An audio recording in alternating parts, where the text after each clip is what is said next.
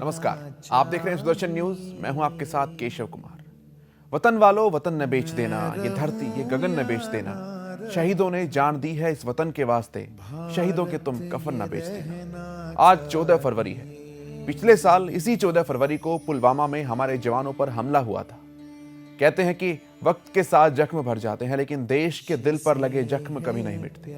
उन माओं के बारे में क्या जिनके बेटे घर लौटकर नहीं आ सके, उन पत्नियों का क्या दोष जिनकी मांग से सिंदूर हट गया, उन बच्चों का क्या जिसके सर से पिता का हाथ हट गया, उन बहनों का क्या जिनके भाई कभी वापस नहीं आ पाएंगे, जिनकी राखी कभी वापस नहीं आ पाएगी। पुलवामा की पूरी कहानी क्या है, कैसे वीर सपूतों ने अपनी जान भारत माँ के लिए कुर्बान कर दी, एक रिपोर्ट के जरिए आपको दिखाते हैं। तुम्हारे शौर्य के गीत कर शोर में खोए नहीं, गर्व इतना था कि हम देर तक रोए नहीं। हमने भूला नहीं, हमने छोड़ा नहीं। हम अपने भाइयों को सलाम करते हैं जिन्होंने पुलवामा में देश के लिए जान दी। हम उनके परिवारों के साथ कंधे से कंधा लगाकर खड़े। मैं रहूं या ना रहूं, भारत ही रहना चाहिए।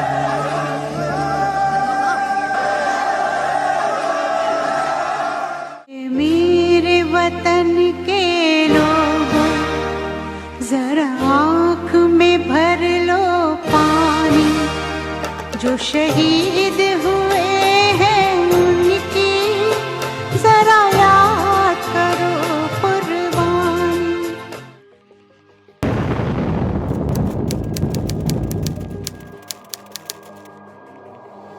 पाकिस्तान की जिहादी मानसिकता के चलते आज ही के दिन पिछले साल हमने अपने 40 जवानों को खो दिया।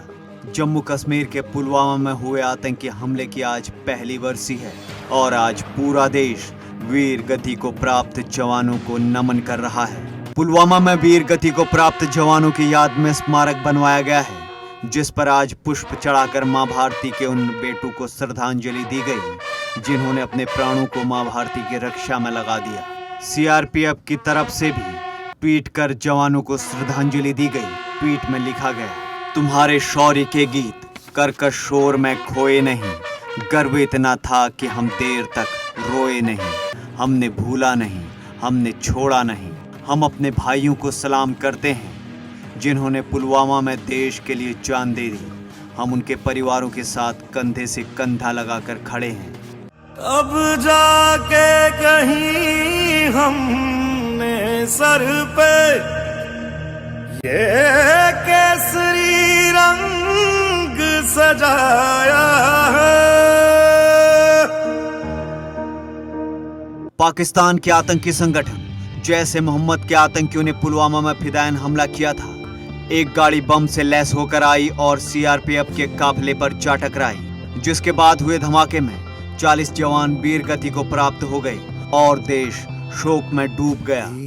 पुलवामा हमले के बाद मानो देश जैसे उबलने लगा और पाकिस्तान के खात्मे के लिए खुद तैयार हो गया हो। देशवासी खुद सरहद पर जाने की बातें करने लगे। सेना से इसकी इजाजत मांग ही रहे थे कि ठीक 13 दिनों के बाद खबर आती है कि भारत ने पाकिस्तान की जिहादी सेना और आतंकी कैंपों को उड़ा दिया है। श्रीनगर से पुलवामा की तरफ अवंतीपुरा में की जो अपडेट है वो दे दे दर्शकों को। अवंतीपुरा हमले में जो I am of course outside the Ministry of Home Affairs, the Home Minister of course. जब तक का सबसे बड़ा आतंकी हमला अगर उरी के बाद की जाए। भारत ने भी जवानों की शहादत का बदला लिया और पाकिस्तान के बालाकोट में एयर स्ट्राइक कर आतंकी ठिकानों को तबाह कर दिया। इस बदले के बाद देश थोड़ा शांत तो हुआ, लेकिन आज भी जख्म यूं ही हरे हैं। मैं आतंकी संगठनों को और उनके सरपरस्तों को कहना चाहता हूं कि वे बहुत बड़ी गलती कर चुके हैं। बहुत बड़ी कीमत उनको चुकानी पड़ेगी। हमारी सेनाओं को उसे धूल चटाने में हफ्ते 10 दिन से ज्यादा का समय नहीं लगता। जो आग आपके दिल में है वही आग मेरे दिल में है। जो सैनिक सीमा रेखा पर ध्रुव तारा बन जाता है, उस कुर्बानी के दीपक से सूरज भी शर्माता है। काम हम भी करते हैं परिवार के लिए, काम आप भी करते हैं परिवार के लिए, लेकिन हम और आप जो काम करते हैं और हमारे जवान जो काम करते हैं, उस काम में केवल एक मात्रा का फर्क है। हम काम वेतन के लिए करते हैं और वो काम वतन के लिए करते हैं। इस वक्त स्टूडियो में मेरे साथ एक ऐसे मेहमान मौजूद हैं जिन्होंने अपना पूरा जीवन देश के नाम कर दिया है। अपनी कलाकृति के दम पर, अपने हुनर के दम पर, अपने जज्बे के दम पर, अपनी देशभक्ति के दम पर उन्होंने न केवल हिंदुस्तान भर में, पूरी दुनिया भर में ही भारत का नाम ऊंचा किया है। और सेना के प्रति, हमारे जवानों के प्रति और देश के प्रति उसका जो श्रद्धा भाव है, उसका जो समर्पण है, वो अतुलनीय है। उसकी जितनी तुलना की जाए उतनी कम है। अमन सिंह गुलाटी इस वक्त स्टूडियो में मेरे पास मौजूद हैं। अमन जी, आपका बहुत स्वागत है सुदर्शन न्यूज़ पर एक बार फिर से। अमन, हम बातचीत कर रहे थे कि देशभक्ति का जज्बा कैसे जगा, सेना के प्रति प्रेम का भाव आपके मन में कैसे जगा। लेकिन अमन, अब बात सेना की अगर की जाए तो आप इंडियन आर्मी को ज्वाइन करना चाहते हैं, जैसा कि आपने बताया। बहुत कम उम्र है, अपने दर्शकों को मैं बताऊं, अमन की उम्र मात्र 18 साल है। और ये वो उम्र है जहां पर अधिकांश युवा को ये पता नहीं होता है कि उसका अतीत क्या था, वो उसका वर्तमान क्या है, वो कर क्या रहा है, और उसका भविष्य क्या होना चाहिए, उसे जाना कहाँ चाहिए। लेकिन अमन ने इस महज 18 साल की उम्र में एक मिसाल कायम की है। अमन, भारतीय सेना में काम करने को या भारतीय सेना के लाइफस्टाइल को भी आपने देखा है, भारतीय सैनिकों के जज्बे को आपने देखा है। क्या प्रेरणा मिलती है, क्या सीखने को मिलता है, क्या कुछ अलग सी बात आपको दिखाई देती है उसमें? इंसान हर व्यक्ति अपनी जॉब करता है, पर अगर हम वही जॉब देश के लिए करते हैं और भारत माता के लिए अगर हमको कुछ करने का मौका मिलता है, तो इससे बढ़कर गर्व की बात किसी भी भारत माँ के लाल के लिए नहीं हो सकती। तो एज आ आर्टिस्ट मैंने भी कुछ क्रिएटिव करना चाहा और वो देश के लिए करना चाहा, क्योंकि मुझे लगता था कि देश के लिए ही करके मैं देश के आर्मी और देश के इंडियन आर्मी को ट्रिब्यूट कर सकता हूँ। और इंडियन आर्मी के साथ मतलब अपनी जो अभी ट्रिब्यूट दिया, मतलब उनके साथ में उनको ट्रिब्यूट करके उनके परिवारों के साथ उनका दुख बांट सकता हूँ, जो पिछले साल ऐसा हुआ। अमन, क्या आपने सेना के वर्किंग स्टाइल को देखा है? वो किस हालातों में रहकर, किस भौगोलिक स्थिति में, ज्योग्राफिकल कंडीशंस में रहकर काम करते हैं? हाँ जी, बिल्कुल। जैसा कि मैंने देखा अपनी आंखों से तो बिल्कुल नहीं कह सकता, बट हाँ मैंने वीडियोस देखी हैं और सब कुछ देखा है। तो मुझे पता है कि इंडियन आर्मी का जो लाइफ स्टाइल होता है कि कितना मतलब कठिनाइयों से सामना करके वो अपनी लाइफ स्टाइल को जीते हैं। और वो कितने मतलब कोल्ड, जहाँ ज़्यादा से ज़्यादा कोल्ड और बर्फीले रेतीले पहाड़ों पे वो तैनात रहते हैं। और हम लोगों को अगर थोड़ी सी भी ठंड लगती है तो हम कहते हैं अरे नहीं, हमको तो अब ठंड लग रही है, हमको नहीं निकलना है घर से। बट उनसे पूछिए कि जो अपना परिवार, अपना घर परिवार सब छोड़ के और सियाचिन ग्लेशियर पे भी तैनात हैं, रेगिस्तान की पहाड़ियों पे भी तैनात हैं और अलग अलग जगहों पे तैनात हैं। और तो उनकी जो सच्ची देशभक्ति है, उससे बढ़कर कोई देशभक्ति नहीं हो सकती। मैं तो सिर्फ प्रयास कर रहा हूँ छोटा सा, उनके आगे तो मैं 1% भी नहीं हूँ। ना केवल आपने तो सियाचिन की बात की, ग्लेशियर्स की बात की, लेकिन पूरे भारत जो है विविधताओं का देश है। India is a country of diversity. और यहाँ पर हर एक कोना जो है उसका तापमान, वहाँ का रंग, वहाँ की रूप, वहाँ की चाल, सब कुछ अलग अलग है। अगर हम राजस्थान, जैसलमेर, थार डेजर्ट की बात करें तो वहाँ का तापमान, वहाँ का टेम्परेचर 54 डिग्री सेल्सियस तक पहुँच जाता है, यानी कि झुलसा देने वाली गर्मी। तो वहीं अगर सियाचिन ग्लेशियर्स की बात करें तो वहाँ का टेम्परेचर -40 डिग्री सेल्सियस रहता है, यानी कि खाना पीना सब कुछ बेहाल है, स्पेशल इक्विपमेंट्स लाने पड़ते हैं। नॉर्थ ईस्ट की बात करें तो घना जंगल, अगर महाराष्ट्र की बात करें, उधर सीमा की गुजरात की बात करें, अगर जम्मू कश्मीर की बात करें तो एक से एक खतरनाक जीव जंगलों में रह करके काम करना। तो सेना का ये जज्बा है। हम और आप घर बैठकर कल्पना करते हैं तो ही इतना मुश्किल लगता है, लेकिन अमन वो जीते हैं इस चीज़ को जी। लेकिन अमन, यहाँ से आपसे ये भी क्या आप पढ़ाई करते हैं अमन? क्या ये आपका स्कूलिंग लाइफ पूरी हो चुकी है? जी, मैंने 12th कंप्लीट किया। अब मैं बैचलर ऑफ फाइन आर्ट्स के लिए एडमिशन लेना, इस ईयर में एडमिशन लूँगा BFA के लिए। तो अभी मेरा स्कूलिंग मेरी कंप्लीट हुई है, अब मैं ग्रेजुएशन के लिए प्रिपेयरिंग कर रहा हूँ। तो क्या आप अपना ग्रेजुएशन, जैसा कि आपने बताया, फाइन आर्ट्स के जरिए आप कर रहे हैं, आपने यही स्ट्रीम चूज़ की है और क्योंकि ये आपका हुनर भी है तो आपको जाना भी यहीं चाहिए था। लेकिन अमन, इस चीज़ को आप देशभक्ति से कैसे जोड़ेंगे? क्या आप इसे केवल व्यवसाय के, केवल एक प्रोफेशन के रूप में देख रहे हैं या कुछ और भी ज़्यादा उम्मीदें आपकी जुड़ी हुई है इस चीज़ से? जी बिल्कुल, देखिए व्यवसाय और अपना घर परिवार और अपने आप की जीविका चलाने के लिए तो हमको एक डेली सर्वाइव के लिए तो हमको हर प्रोफेशन को चुनना ही एक पड़ता है। बट रही बात देशभक्ति, तो देशभक्ति एक प्रोफेशन नहीं, देशभक्ति हमारा कर्तव्य है। तो वो मेरा कर्तव्य रहेगा। मैं अपनी आर्ट फील्ड से, जैसे कि मैंने पिछले वर्ल्ड रिकॉर्ड्स बनाए, मेरा अभी का ये टारगेट है कि जो पुलवामा में, जैसे अभी पुलवामा का न्यूली अटैक हुआ पिछले ईयर, तो पुलवामा के जितने भी परिवार हैं, इनके परिवारों से जो बच्चे आर्ट की फील्ड में, जो भी बच्चे आर्ट की फील्ड में जाना चाहते हैं, तो मेरा एक ड्रीम है कि मैं इंडियन आर्मी के मतलब बच्चों को लेके एक वर्ल्ड रिकॉर्ड क्रिएट कराऊँ, और वो वर्ल्ड रिकॉर्ड कैसा क्रिएट हो जिसमें इंडियन आर्मी के ही फीलिंग्स को उनके बच्चे खुद क्रिएट करें, और एक आर्ट के थ्रू वो पेंटिंग्स क्रिएट होके एक वो वर्ल्ड रिकॉर्ड है।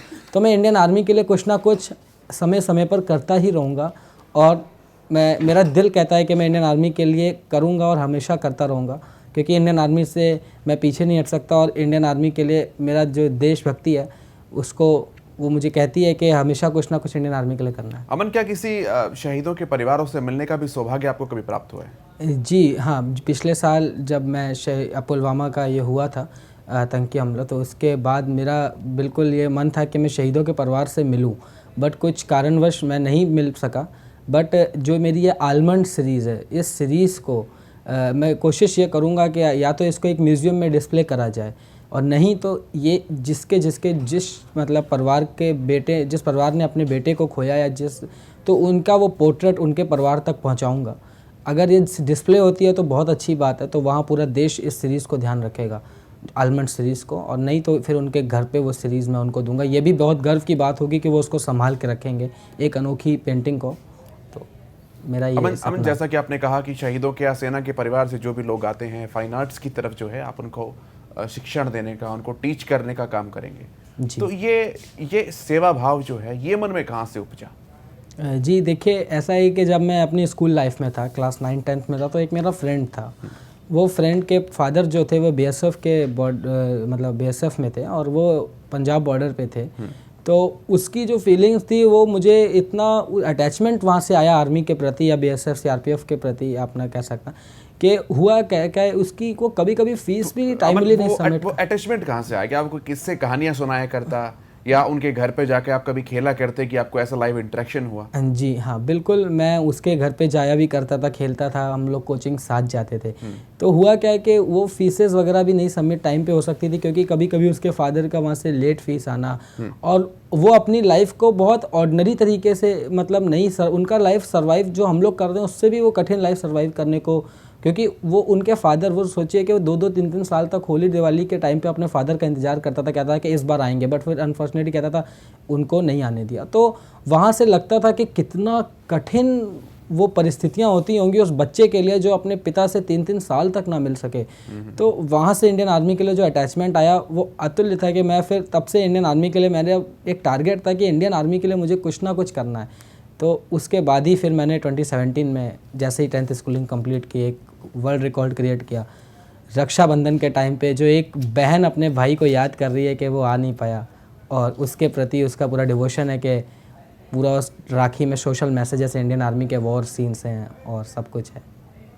अमन, हमारे कुछ पड़ोसी मुल्क हैं जिनके साथ हमारे रिश्ते कुछों के साथ अच्छे भी हैं, लेकिन कुछों के साथ लगातार खराब भी हैं। अगर मैं चाइना की बात करता हूं तो चाइना के साथ एक तरीके से कहीं की कोल्ड वार हमारी चलती रहती है, हल्की फुल्की मुठभेड़ होती है। लेकिन पाकिस्तान हमारे सर पर एक ऐसे सांप की तरह बैठा हुआ है जो हमेशा हमें डसने की कोशिश करता रहता है, साजिश रचता रहता है। हालांकि हमारी तरफ से हमेशा अमन का ही संदेश दिया गया है, हमारा शांति का ही संदेश दिया गया है, लेकिन वो लगातार आतंक फैलाने की कोशिश हिंदुस्तान के अंदर करता रहा है।